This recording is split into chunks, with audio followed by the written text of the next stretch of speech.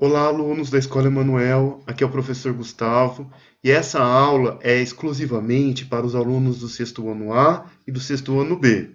Como vocês já sabem, as aulas serão preparadas por mim, as aulas atividades de matemática, para vocês fazerem em casa. E o vídeo, a partir de agora, vai auxiliá-los na resolução dessa atividade. Então vamos lá? A aula dessa semana é sobre regularidades matemáticas na tabela pitagórica. Eu sei que vocês já viram ela, eu já passei, nós conhecemos, mas existem algumas propriedades interessantes que a gente precisa investigar. Apresentando ela aqui, lembram-se, ela é uma multiplicação, são várias multiplicações, e é uma forma mais simples da gente entender a tabuada da multiplicação. Então, nós temos as linhas numeradas de 0 a 10 e as colunas numeradas também de 0 a 10. Poderiam ser mais colunas e mais linhas, mas vamos ficar só até o 10, certo? Então, o encontro de uma linha com uma coluna, eu multiplico. E ali eu coloco o resultado, certo?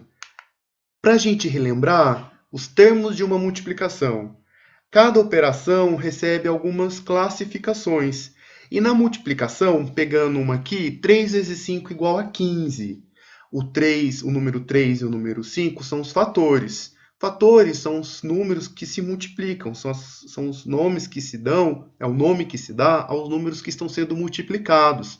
O número 15, que é o resultado dessa multiplicação, é chamado de produto. Então, o produto é o nome que se dá ao resultado de toda a multiplicação.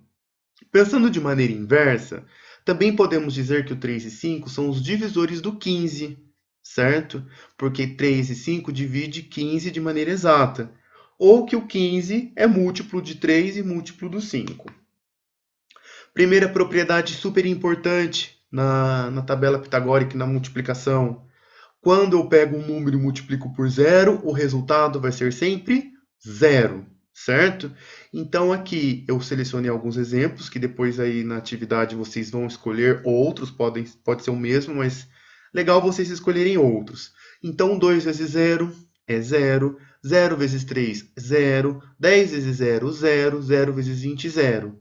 Então, concluindo aí na atividade, todo número multiplicado por zero é sempre zero. Próxima pergunta que vai estar lá. Quantos zeros existem nessa tabela pitagórica? Vocês devem contar aí nessa tabela que tem aí na atividade de vocês e colocar a quantidade. Propriedade. Como que eu faço para colocar a propriedade? Lá na atividade vai estar escrito que é preciso utilizar símbolos ou letras para representar qualquer número. Então foi isso que está aqui. É a letra A, letra multiplicando? Sim, nós veremos, eu já comentei com vocês, mas nós veremos isso mais para frente, a álgebra, os recursos da álgebra. Então a letra A vai representar qualquer número, eu estou pegando multiplicação por zero, não importa o número que eu escolha, vai ser sempre zero. Então, a letra A representa qualquer número dos infinitos que existem, tá? Depois, elemento neutro, certo? Quem é o elemento neutro da multiplicação? É o número 1. Por quê? Porque não importa o número que eu multiplique por 1, é sempre ele mesmo. Então, o primeiro ali, exemplo, 2 vezes 1, 2. 1 vezes 3, 3. 10 vezes 1, 10. 1 vezes 30, 30. E não importa a ordem com que eu multiplique, que nós veremos daqui a pouco. Então, simplificando, né, concluindo essa propriedade, todo número multiplicado por 1 é ele mesmo, certo? Ou não se altera, tudo bem? Colocando aí a propriedade, lembra que é para utilizar uma letra, um símbolo? Então, de novo, eu escolhi a letra A. A letra A multiplicado pelo número 1 dá sempre ela mesma. Lembrando que a letra A está representando qualquer número existente. Divisores e múltiplos comuns. Pega aí o número 20 como exemplo. Encontra aí, pessoal, onde está o número 20 na tabela pitagórica. Existem algumas multiplicações que vão fornecer esse número. Como, por exemplo, o 10 vezes 2 dá 20, tanto faz, 2 vezes 10. E outra multiplicação que também resulta em 20 é o número 4 vezes o número 5. Então, selecionando todos esses números que resultam no 20, nós temos que o número 2, o número 4, o número 5, o número 10 são os divisores do número 20. Divisores porque divide de maneira exata, sem sobrar resto. E além do número 1 e do número 20, tudo bem? Lembrando que todo número ele é divisível por 1 e por ele mesmo, tá? Então, formando um conjunto aqui de divisores de 20, nós temos que os divisores de 20 são representados pelo número 1, 2, 4, 5, 10 e 20. Diagonal principal, pessoal. Essa aí eu sei que vocês gostam muito. Quais são os números que estão aí na diagonal principal? São os números que se multiplicam por ele mesmo. Então, na primeira multiplicação, 0 vezes 0, 0. O segundo elemento da diagonal principal, 1 vezes 1, 1. O próximo elemento, 2 vezes 2, 4. 3 vezes 3, 9. 4 vezes 4, 16. Até chegar no número 100, que é o 10 vezes 10. Certo? Então, como que caminha de um número para o outro na diagonal principal? Multiplicando o número por ele mesmo. O que mais a gente pode dizer sobre os números que se encontram na diagonal principal? Eles são as potências de expoente 2, certo? Então, quando eu pego um número, multiplico por ele mesmo, eu estou elevando a potência 2, ao expoente 2, né? Então, eu tenho esses números, e se eu quiser extrair a raiz quadrada, eu consigo, né? Porque a raiz quadrada vai ser os números que estão tanto na linha como na coluna, certo? E além disso, a diagonal principal constitui um eixo de simetria. Como assim eixo de simetria? Eixo de simetria é aquilo que divide algo em duas partes semelhantes. Então, a diagonal principal, que está aí na tabela pitagórica, vai ter os mesmos números embaixo quanto em cima, certo? Ela reflete. Os mesmos números que estão abaixo estão acima de maneira que refletiu.